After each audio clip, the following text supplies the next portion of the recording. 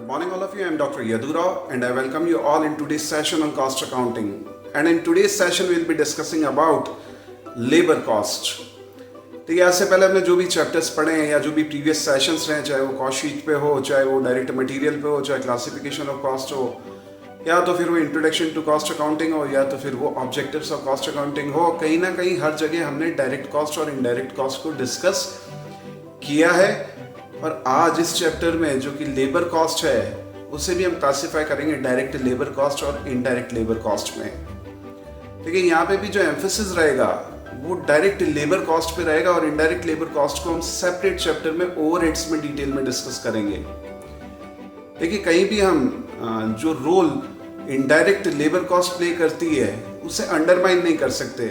जो हमारा production manager को जो हम सैलरी देते हैं, या सुपरवाइजर जो रोल प्ले करता है प्रोडक्शन प्रोसेस में, या तो फिर हमारा ऑफिस एडमिनिस्ट्रेशन स्टाफ हो, या तो फिर वो सेलिंग एंड डिस्ट्रीब्यूशन स्टाफ हो, वो जो रोल प्ले करता है, चाहे वो प्रोडक्ट डिजाइन से रिलेटेड हो, चाहे वो रिसर्च एंड डेवलपमेंट हो, चाहे वो मार्केट रिसर्च हो, चाहे वो एक लिंक एस्टैब्लिश करना हो फैक्ट्री और कस्टमर के बीच में, चाहे वो आफ्टर सेल सर्विस की हम बात करें, इनडायरेक्ट लेबर कॉस्ट एक सिग्निफिकेंट रोल प्ले करता है।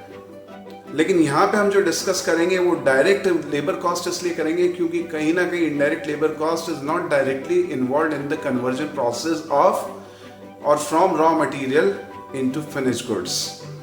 देखिए, यहाँ पे जो व्यक्ति एक्चुअल में रॉ मटेरियल को फिनिश गुड्स में कन्वर्ट करता है और उसे जो हम कंपनसेशन देते हैं उसे हम बोलते हैं डायरेक्ट लेबर कॉस्ट।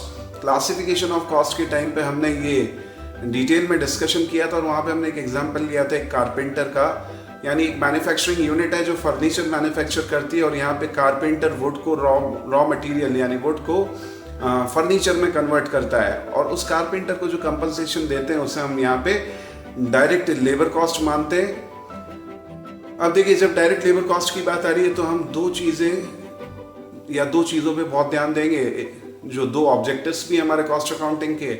एक तो इस कॉस्ट को कैलकुलेट कैसे किया जाए या असर्टेन कैसे किया जाए, और दूसरा इस कॉस्ट को कंट्रोल कैसे किया जाए। देखिए, जहाँ तक बात है असर्टेनमेंट ऑफ कॉस्ट की, of direct labour cost specially, देखिए वेरिएबल कॉस्ट होती है, ये पर यूनिट कांस्टेंट है।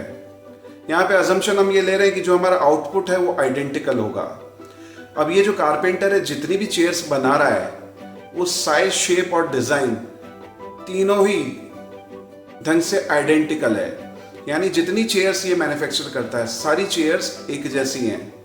अब मान लीजिए एक चेयर को मैन्युफैक्चर करने में या करने के लिए ये कारपेंटर अगर कंपनसेशन लेता है 1000 रुपीज़, अब ये 1000 रुपया पर यूनिट कांस्टेंट इस तरह से हो गया कि अब ये जब भी अगली चेयर बनाएगा तो उसके लिए भी 1000 रुपये ही लेगा। इसका मतलब अगर किसी गिवन मंथ में हमें मालूम हो कि 10 चेयर्स मैन्युफैक्चर हमने करनी है तो हमें मालूम होगा उस पर्टिकुलर मंथ में उन चेयर्स की जो लेबर कॉस्ट आएगी वो 10,000 रुपीज़ होगी।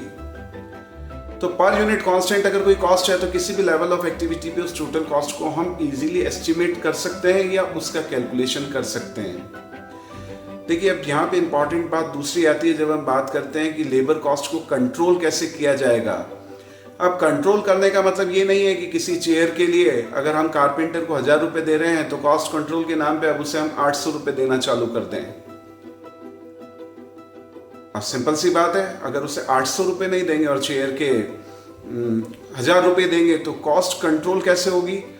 देखिए, कॉस्ट कंट्रोल कम से कम इस ढंग से तो नहीं होगी कि उसका कंपनसेशन हम रिड्यूस कर दें, इससे तो व्यक्ति डिसहार्टन होगा और इसी वजह से शायद आपका जो क्वालिटी ऑफ आउटपुट है उस पर भी इसका इम्पैक्ट आए। तो यहाँ पे हम कहीं ना कहीं कोशिश करेंगे उस वर्कर की एफिशिएंसी बढ़ाने की। अगर उसकी एफिशिएंसी बढ़ती है तो ओवरऑल कॉस्ट में हमें कहीं ना कहीं फायदा होगा। अब मान लीजिए ये कारपेंटर एक महीने में 10 चेयर बनाता है, यानी 10 से ज़्यादा नहीं बना सकता है, और हम इसे कुछ मोटिवेट करें या कुछ इसके लिए मोटिवेशनल प्लान बनाएं, और अब अगर ये एक महीने में 10 की जगह 11 चेयर बनाता है तो क्या कॉस्ट रिडक्शन होगा या कॉस्ट कंट्रोल हो सकता है। देखिए, आप कहेंगे कि 10 चेयर बनाने के 10,000 रुपये लेता था, तो अब अगर एक महीने में अगर ये 11 चेयर बनाएगा तो 11,000 रुपये लेगा। तो कहीं भी लेबर कॉस्ट में तो कोई कॉस्ट कंट्रोल जैसी कोई बात लग नहीं रही है। देखिए, बिल्कुल ठीक बात है, टोटल लेबर कॉस्ट हम जब देखेंगे, डायरेक्ट लेबर कॉस्ट, तो उसमें कोई चेंज नहीं आएगा।